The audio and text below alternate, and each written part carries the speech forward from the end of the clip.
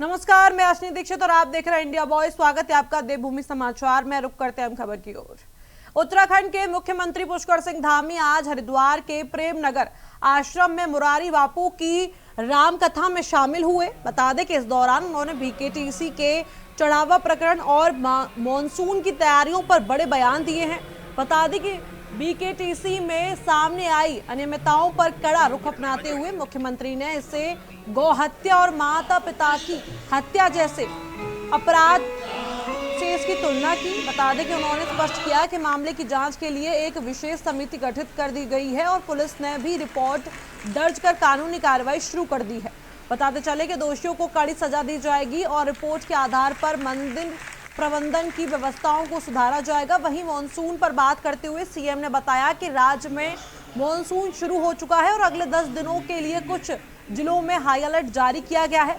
आपदा प्रबंधन सहित सभी विभाग की पूरी जो तैयारियां हैं वो पूरी कर ली गई हैं।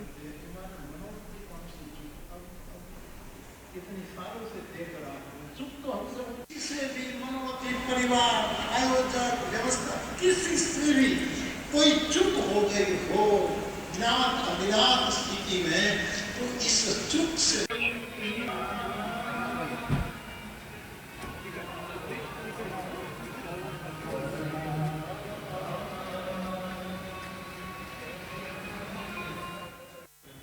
कार्रवाई सब हो गई है। आपको अपडेट हो जाइए। जो भी देखिए, जो भी दोषी होगा वो छोड़ा नहीं जाएगा। कठोर कार्रवाई होगी। कमेटी बना दी गई है और पुलिस ने अपनी प्रारंभिक जो कार्रवाई है प्रारंभ कर दी है। रिपोर्ट दर्ज हो गई है। ये तो गौ हत्या जैसा पाप है जो ऐसे स्थानों पर इस प्रकार की चीज़ों को करे। जैसे माँ बाप की कोई हत्या कर देता है, उस प्रकार का महापाप है। इसमें ये क्षमा योग्य नहीं है और जो भी होगा उसको पूरा कानून अपना काम करेगा। जो मैं अभी चूँकि जो बातें आई हैं उस बातों के लिए जो है चूँकि सभी चीज़ों का प्रावधान किया है। जो जांच समिति है वो इस पर भी अपनी रिपोर्ट देगी, किस प्रकार से जो है इनको ठीक प्रकार से व्यवस्थित किया जाए। मानसून के लेकर सारी तैयारियाँ चल रही हैं। मानसून आ भी गया है और अगले 10 दिनों तक कुछ जनपदों में हमारे यहाँ हाई अलर्ट भी रहने वाला है। वहीं बद्रीनाथ मंदिर चढ़ावा चोरी प्रकरण अब उत्तराखंड में एक बड़ा सियासी मुद्दा बन चुका है। बता दें कि शासन ने इस मामले में कड़ा रुख अपनाते हुए बीकेटीसी के अध्यक्ष के निजी सहायक प्रमोद नौटियाल को निलंबित कर दिया है। उनके खिलाफ मुकदमा दर्ज कर लिया गया है। हालांकि विपक्ष इस कार्रवाई से संतुष्ट नहीं है। बता दें कि कांग्रेस प्रदेश अध्यक्ष गणेश गोदियाल ने इसे संवेदनशील मामले पर गंभीर सवाल उठाते हुए कहा कि केवल एक छोटे कर्मचारी पर कार्रवाई करना पर्याप्त नहीं है। देखिए हमारे संवाददाता हितेश त्यागी की रिपोर्ट। को पारदर्शी रखने के लिए, विश्वास बनाए रखने के लिए सबसे पहले अध्यक्ष को इस्तीफा देना चाहिए। अगर अध्यक्ष इस्तीफा न दें तो उन्हें हटाया जाना चाहिए। और उसके बाद ये बहुत बड़ी बात है, मेरे रहते हुए एक बार ऐसी प्रकरण मेरे कार्यकाल में ऐसा हुआ। मैं उदाहरण के तौर पर कह रहा हूँ कि मंदिर समिति के रावल दिल्ली में एक मामले में वांछित हुए और नामजद हुए, किसी मामले में नामजद हुए। उस दिन जिस दिन ये घटना घटी, उस दिन टेहरी में वो जिस दिन होता है, बद्रीनाथ के कपाट खोलने का दिन होता है, वो दिन था। हम टेहरी थे। मुझे तत्काल फ़ोन आया कि ऐसी ऐसी घटना घटी है। तो मैंने ये तत्काल वहाँ से वापस आया मैं, और मैंने बहुत ही शॉर्ट टाइम में, मुझे फ़ोन आ रहे थे, बहुत बड़ी जगह से फ़ोन आ रहे थे, लेकिन मैंने उनको नज़रअंदाज करके तत्काल उन्हें सस्पेंड किया और बाद में बर्खास्तगी हुई। बड़ा मन रखना होता है। मेरे उनसे बहुत अच्छे संबंध थे। किनसे? रावल जी से। संबंध श्रद्धा के थे कि भाई हम जाते हैं तो बोलांदा बद्री बोलते हैं ना, कि भाई बद्रीनाथ जी, इन्होंने जो बोल दिया वो बद्रीनाथ जी ने बोल दिया। तो हम भी जाते थे। अध्यक्ष हूँ भले, लेकिन आस्था अपनी जगह है। मैं भी उनके पैर छूता था। लेकिन जब प्रशासनिक एक्ट मुझे करना पड़े, प्रशासन के तौर पर उचित निर्णय करना पड़े, तो उस समय हार्ड भी होना पड़ता है। राम मंदिर चंदा चोरी के विवाद के बाद अब उत्तराखंड में भी बीकेटीसी पर आरोप लग रहे हैं, सवाल जवाब हो रहे हैं। बद्रीनाथ मंदिर में भी ऐसा ही एक मामला देखने को मिला है, जिसको लेकर शासन ने बड़ी कार्रवाई की है। जो बीकेटीसी के पीए हैं नोटियाल, उन पर गाज गिरी है, उन पर उनका निलंबन हुआ है और उन पर मुकदमा भी दर्ज हुआ है। इसी को लेकर भाजपा सरकार इन सब चीज़ों में कार्रवाई कर रही है, तो विपक्ष लगातार हमलावर है। जो गणेश गोदियाल है, उन्होंने बड़ा आरोप, बड़ा हमला भाजपा सरकार पर किया है। उन्होंने कहा है कि छोटी मछली को बचाया जा रहा है, बड़े मगरमच्छों पर कार्रवाई नहीं की जा रही है। उन्होंने साफ तौर पर यह भी कहा है कि जो बीकेटीसी के अध्यक्ष हैं उनको इस्तीफा दे देना चाहिए। उन्होंने इस हेमंत द्विवेदी जो बीकेटीसी के अध्यक्ष हैं उनके इस्तीफे की मांग की। उन्होंने कहा है कि जिस तरीके से लोगों की आस्था श्रद्धा के साथ खिलवाड़ बद्रीनाथ में किया गया और अब से पहले यही मामला केदारनाथ में भी देखा गया, तो कहीं ना कहीं ये विषय चिंताजनक है। उन्होंने कहा है कि मैं भी कभी बीकेटीसी का अध्यक्ष था, तब ये सब चीज़ें देखने को नहीं मिलती थी और पीए पर्सनल सेक्रेटरी जो बनाए गए थे उनका भी कोई जो चीज़ें हैं जो ज़रूरी नहीं था कि उनको वहाँ पर उनकी नियुक्ति की जाए, लेकिन बीकेटीसी ने ये सब किया। उन्होंने इशारे में ये बात भी कही है कि ऋषिकेश में जो बीकेटीसी का ऑफिस जो बनाया गया है उसका भी दुरुपयोग हो रहा है। कोई नेता है जो कि रेमकेश्वर से विधायक की तैयारी कर रहे हैं और बीकेटीसी के नाम पर जो वहाँ पर सामान आ रहा है उस सामान को यमकेश्वर भेजने का काम किया जा रहा है। कैमरा पर्सन हर सुनियाल के साथ हितेश त्यागी, इंडिया वॉइस। वहीं बद्रीनाथ मंदिर के चढ़ावे की कथित चोरी का मामला प्रशासनिक कार्रवाई के साथ साथ गंभीर राजनीतिक मोड़ ले चुका है। आरोपी बीकेटीसी कर्मचारी प्रमोद नौटियाल के निलंबन और मुकदमा दर्ज होने के बाद पुलिस ने मामले की गहन जांच जो है वो शुरू कर दी है। दूसरी ओर विपक्ष ने इस मुद्दे पर सरकार और मंदिर समिति के खिलाफ मोर्चा खोल दिया है। बता दें कि कांग्रेस के उपनेता प्रतिपक्ष भुवन कापड़ी ने धार्मिक व आस्था से जुड़े संस्थानों में पारदर्शिता और जवाबदेही पर कड़े सवाल उठाए हैं। मुद्दे पर कांग्रेस नेता भुवन कापड़ी से खास बातचीत की हमारे संवाददाता हितेश त्यागी ने। देखिए पूरी रिपोर्ट। उत्तराखंड में बीकेटीसी का मामला उछाल ले रहा है, लगातार आरोप प्रत्यारोप लग रहे हैं, तो वहीं विपक्ष लगातार भाजपा सरकार को घेर रहा है और निलंबन की मांग यहां पर की जा रही है, क्योंकि छोटी मछलियों पर कार्रवाई की जा रही है, बड़े मगरमच्छों को बचाया जा रहा है। ऐसा आरोप विपक्ष का है। हमारे साथ भुवन कापड़ी साहब हैं। सर, किस तरीके से देखते हैं राम मंदिर के बाद अब भगवान विष्णु बद्रीनाथ धाम, किस तरीके से देखते हैं? देखिए, राम मंदिर निर्माण में कई साधु संत हैं जो वाकई राम जन्मभूमि के लिए जिन्होंने संघर्ष किया। उन लोगों का पहले से ही कहना था कि भारतीय जनता पार्टी आरएसएस राम मंदिर के नाम पर चंदा कर रही है और चंदे में घोटाला है। और उसके बाद जब राम मंदिर के लिए एक ज़मीन खरीदी गई बहुत 2 करोड़ के आसपास और 2 दिन बाद उसकी राम मंदिर ट्रस्ट ने उसे 18 करोड़ में खरीदा, तो उस समय भी वो घोटाला बहुत प्रकाश में आया था, लेकिन भारतीय जनता पार्टी ने उसे भी दबा दिया था, आरएसएस ने उसे भी दबा दिया। आज आप देख रहे होंगे शंकराचार्य कह रहे हैं कि हम राम मंदिर अभी राम मंदिर नहीं है, वो भाजपा और आरएसएस का कार्यालय है। इतनी बड़ी घटना हो जाती है, 40 दिन में 70 बार चोरी होती है। लगातार भगवान राम के नाम पर राजनीति करने वाला संगठन भगवान राम के मंदिर से चोरी कर रहा है। केदारनाथ में इतना सोना चोरी हो जाता है, उसकी जांच अभी तक नहीं हुई। सरकार ने कोई भी रिपोर्ट सार्वजनिक नहीं करी और न क्या कर रही है उस पर नहीं बताया। और अब बद्रीनाथ धाम में भी जो है कि चोरी के आरोप लगे हैं। तो साफ साफ सी बात है कि जब कोई भ्रष्टाचार कहीं पर होता है, अगर सख्ती से उस पर कार्रवाई नहीं करी जाती है तो लगातार बढ़ता जाता है। तो भारतीय जनता पार्टी हर क्षेत्र में भ्रष्टाचार को संरक्षण देने का काम कर रही है, बढ़ाने का काम कर रही है। अब वो इतना गिर गए हैं कि धार्मिक स्थलों पर भी भ्रष्टाचार चरम पर पहुंचा रहे हैं। चोरी हो रही है लेकिन सख्त कार्रवाई कहीं नहीं हो रही है, तो इस पर सख्त कार्रवाई होनी चाहिए। आस्था के साथ खिलवाड़ नहीं होना चाहिए। अभी आपने देखा होगा कि नितिन नवीन जी की रैली के आगे भगवान हनुमान जी को बिठाकर नचा रहे थे। अगर कोई अन्य व्यक्ति जरा सी भी उससे कोई चूक हो जाती तो उसे कहते हैं कि धार्मिक आस्था से चोट पहुंचाने का काम किया है। लेकिन भारतीय जनता पार्टी तो हर जगह धार्मिक आस्था पर चोट पहुंचा रही है, धार्मिक आस्था के साथ खेलने का काम कर रही है। तो आने वाले समय में जनता इनको पूरी तरह से समझ चुकी है। इनके चेहरे से वो धर्म का नकाब हट चुका है। ये धर्म के नाम पर चंदा चोरने वाले लोग हैं, ये मंदिरों में चोरी कराने वाले लोग हैं, ये लोगों को लड़ाने वाले लोग हैं, ये युवाओं के रोजगार को बेचने वाले लोग हैं, ये किसानों की जमीनों को बेचने वाले लोग हैं। तो इसमें जनता ने अपना मन बना लिया है और देवताओं के साथ उनके मंदिरों में चोरी, इतना दुस्साहस, तो इसकी सजा सबसे पहले देवभूमि उत्तराखंड ही देगी। 2027 में भारतीय जनता पार्टी को राज्य से उखाड़ फेंकने का काम कर रही है। ये देवभूमि के जनता सब देख रही है और इंतजार कर रही है कि इस भ्रष्ट भारतीय जनता पार्टी को, जो भगवान राम, बद्री विशाल जी और जो है बाबा केदार के यहाँ चोरी करवा रही है, इनको जरूर आने वाले समय में जनता जो है न्याय करेगी और इनको बाहर फेंकने का काम करेगी। भुवन कापड़ी साहब हमारे साथ मौजूद थे, जिन्होंने साफ तौर पर कहा है कि जिस तरीके से जो मामला बद्रीनाथ में हुआ है और इसी लिहाज से जो सरकार है, जो पूरे मंदिरों का जो मामला ये चल रहा है, कहीं ना कहीं अनुचित है और लगातार मामले में उन्होंने बड़े घोटालों के आरोप यहाँ पर भुवन कापड़ी ने लगाए हैं। इंडिया वॉइस के लिए हितेश त्यागी, देहरादून। वहीं उत्तराखंड में विकास और पर्यावरण के बीच संतुलन बनाना एक बड़ी चुनौती बन गया है।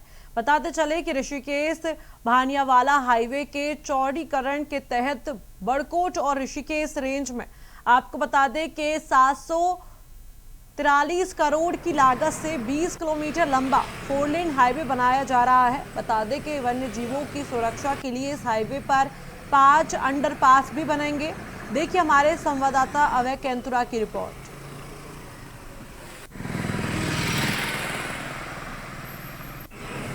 जौलीग्रांट एयरपोर्ट से ऋषिकेश तक जो हाईवे का चौड़ीकरण का कार्य चल रहा है, उसमें एक बार फिर विकास के नाम पर हरे पेड़ों को काटने का काम चल रहा है। जिस तरीके से इन हरे पेड़ों को काटने का काम यहाँ पर हो रहा है, उसका विरोध जो राज्य के जो पर्यावरणविद हैं, जो समाजसेवी संस्थाएं हैं, वो इसका विरोध करते हुए नजर आ रहे हैं।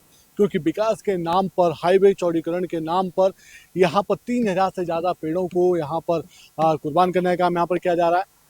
पहले हाईकोर्ट की तरफ से इस पर जब पर्यावरणविदों की तरफ से जनहित याचिका यहाँ पर लगाई गई थी पेड़ों को काटने को लेकर, तो हाईकोर्ट ने एक अंतरिम आदेश यहाँ पर दिया था और पेड़ों को काटने पर रोक लगाने का काम उनकी तरफ से किया गया था। लेकिन उसके जवाब में वन विभाग ने हाईकोर्ट में जो जवाब दाखिल किया था, उसमें साफ तौर पर कहा गया है कि जो पेड़ों के कटने की जो संख्या थी, उसे यहाँ पर कम करने का काम यहाँ पर किया जाएगा। साथ ही जितने पेड़ यहाँ पर कटेंगे, उन पेड़ों में से उनका 1/3 पेड़ों का ट्रांसप्लांट यहाँ पर किया जाएगा, यानी सीधे पेड़ दूसरी जगह यहाँ पर शिफ्ट किए जाएंगे। साथ ही एक पेड़ के बदले 10 पेड़ लगाने की विभाग की तरफ से भी अपना स्वतंत्र यहाँ पर दिया गया था। यानी जितने पेड़ यहाँ पर कटेंगे, उसके 10 गुना पेड़ और वहाँ पर दूसरी जगह विभाग की तरफ से, यानी फॉरेस्ट विभाग की तरफ से उसको लगाने का काम, उनको रोपण करने का काम यहाँ पर किया जाएगा। मानव जन हानि भी यहाँ पर होती थी, उसे रोकने का काम अब यहाँ पर इस हाईवे के माध्यम से किया जाएगा। क्योंकि इस हाईवे के बनने के साथ ही यहाँ पर एक अंडरपास एलिफेंट के लिए रखा जाएगा, 4 अंडरपास दूसरे जानवरों के लिए यहाँ पर बनाए जाएंगे, ताकि किसी भी प्रकार से पर्यावरण का भी संरक्षण हो सके और जो जंगली जानवरों के जो निकलने के जो रास्ते हैं, उनको भी सुरक्षित करने का काम यहाँ पर हो सके। तो ये कहा जा सकता है कि विकास के नाम पर कुर्बानी तो हो रही है, लेकिन उसमें पर्यावरण यानी इकोलॉजी और इकोनॉमी दोनों का संतुलन बनाने का काम यहाँ पर किया जा रहा है। ये कह सकते हैं कि सरकार के लिए चिंता का विषय जरूर है, पर्यावरणविद आंदोलन जरूर यहाँ पर कर रहे हैं, लेकिन विकास के लिए कुर्बानियां सही तरीके से कही जा सकती है, अगर उसका सही तरीके से इम्प्लीमेंट यहाँ पर किया जा सके। कैमरामैन असुल साथ अभय कैंतुरा, इंडिया वॉइस, ऋषिकेश।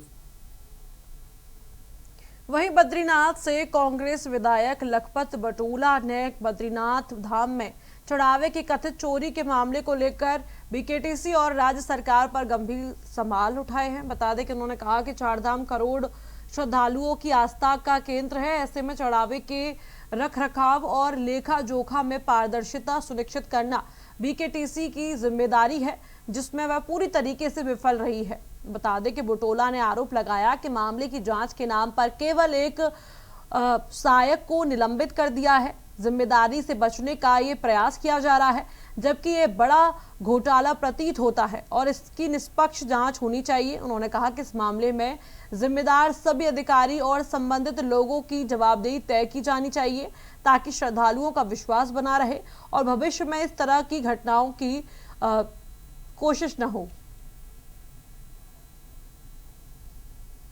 मैं चाहता हूं कि 3 जजों की, सिटिंग जजों की एक कमेटी बने, वो इसकी निष्पक्ष जांच करे। दूसरी बात, नैतिक जिम्मेदारी माननीय मुख्यमंत्री जी की बनती है, माननीय पर्यटन मंत्री, धर्मस्व मंत्री की बनती है। उन्हें नैतिक जिम्मेदारी लेनी चाहिए और इस सनातन जो देवभूमि है, उस पे आरोप, उसके सीने पे, उसके हृदय स्थली पे आघात हुआ है, यहाँ के करोड़ों करोड़ों लोगों के आस्था पे कुठाराघात हुआ है, तो उनको नैतिक जिम्मेदारी लेकर अपने पदों को छोड़ देना चाहिए। और एक कर्मचारी जो बाबू के तौर पे है, वहाँ पे जो 2800 पे ग्रेड का बाबू है, उस पे आप केवल उसका निलंबन करने से आप पाक साफ नहीं हो जाते हैं। यदि आपके संरक्षण में लगातार 5-6 सालों से इस तरह के भ्रष्टाचार हमारे पवित्र धाम आ रहे हैं, तो कहीं ना कहीं सरकार का उसको पूरा संरक्षण है, ये मेरा कहना है। बद्रीनाथ धाम में चढ़ावे की कथित चोरी का मामला उत्तराखंड में बड़े सियासी विवाद में रूप ले चुका है। इस मुद्दे पर कांग्रेस लगातार राज्य सरकार और बीकेटीसी को घेर रही है। वहीं आपको बता दें कि देहरादून में आयोजित एक प्रेस वार्ता के दौरान बद्रीनाथ के विधायक लखपत बुटोला ने करोड़ों श्रद्धालुओं की आस्था का हवाला देते हुए इस मामले की निष्पक्ष जांच की मांग की है। उन्होंने आरोप लगाया कि केवल एक सहायक को निलंबित करना नाकाफी है, क्योंकि चढ़ावे के रखरखाव में गंभीर लापरवाही हुई है। आपको बता दें कि कांग्रेस प्रदेश अध्यक्ष गणेश गोदियाल ने भी इस प्रकरण की स्वतंत्र और पारदर्शी जांच की मांग उठाई है। बता दें कि गोदियाल ने सरकार से विपक्ष के विधायकों को शामिल करते हुए एक एसआईटी गठित करने की मांग की है, ताकि सच्चाई सामने आ सके। बहुत से सवाल अभी बहुत से सवाल तो ऐसे हैं, ये प्रश्न भी ये तब उठा है कि किसी तटस्थ व्यक्ति ने इसका उजागर किया, और ऐसे बहुत से सवाल हैं। मंदिर समिति में जिस प्रकार से बातें बाहर आ रही हैं, मैं समझता हूं कि बहुत ही मतलब ऐसी स्थिति है कि हमको कुछ बोलने के लिए इस पर शब्द नहीं मिल रहा। ये कैसी बात है कि लोग श्रद्धा से जो दान चढ़ाते हैं उसको लोग चोरी करने की नियत रखते हैं।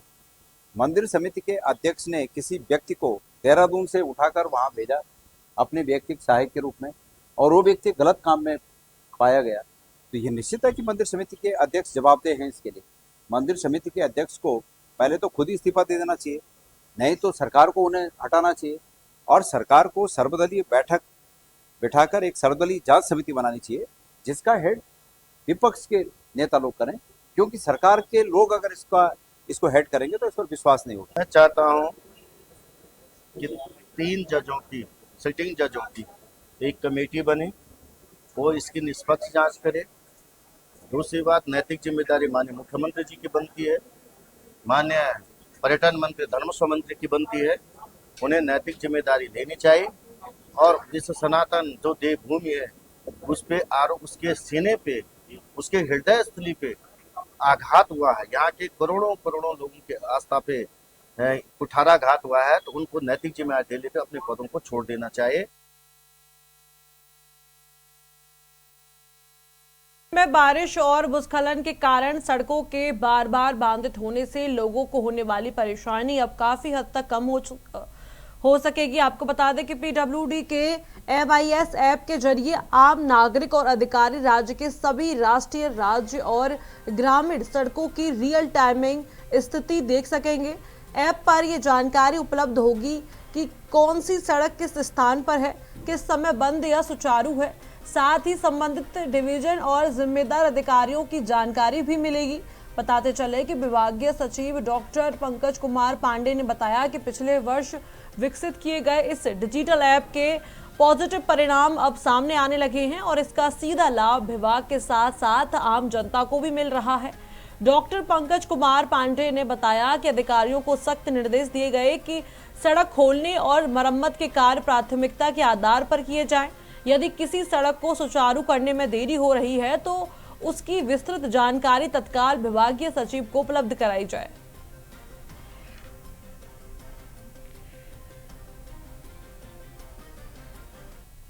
टेक्नोलॉजी का इस्तेमाल लगातार करता रहा है। बहुत सारे ऐप हैं हमारे डिपार्टमेंट के जो हमारे लिए, हमारे डिपार्टमेंट की टीम के लिए, पब्लिक के लिए हम लोग यूज़ करते हैं।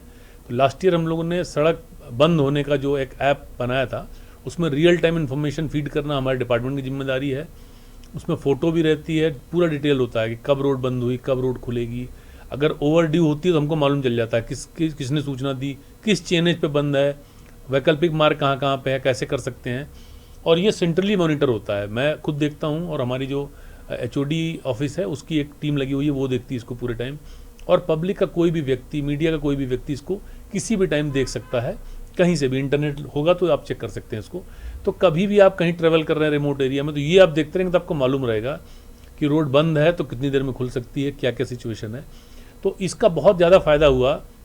और इस साल जितनी भी एजेंसीज़ हैं रोड की प्रदेश में जो काम करती हैं सड़कों पे, वो सारी एजेंसीज़ में अपलोड कर रही हैं अपना डेटा। PMGSY भी कर रही है, NH की सारी एजेंसीज कर रही हैं, और स्टेट PWD पिछले साल से ही कर रही है। तो एक अच्छा प्रयास हम लोग का विभाग का हमारे यहाँ, और आपदा प्रबंधन में ये बहुत ज़्यादा हेल्प कर रहा है। लास्ट ईयर भी जो हमारा इमरजेंसी ऑपरेशन सेंटर है डिज़ास्टर का, उस पर बहुत अच्छा इसका इस्तेमाल किया गया था। इस साल भी उनको बहुत सहूलियत मिल रही है इससे। बुलेटिन में इतना ही। आप देखते रहिए इंडिया वॉइस।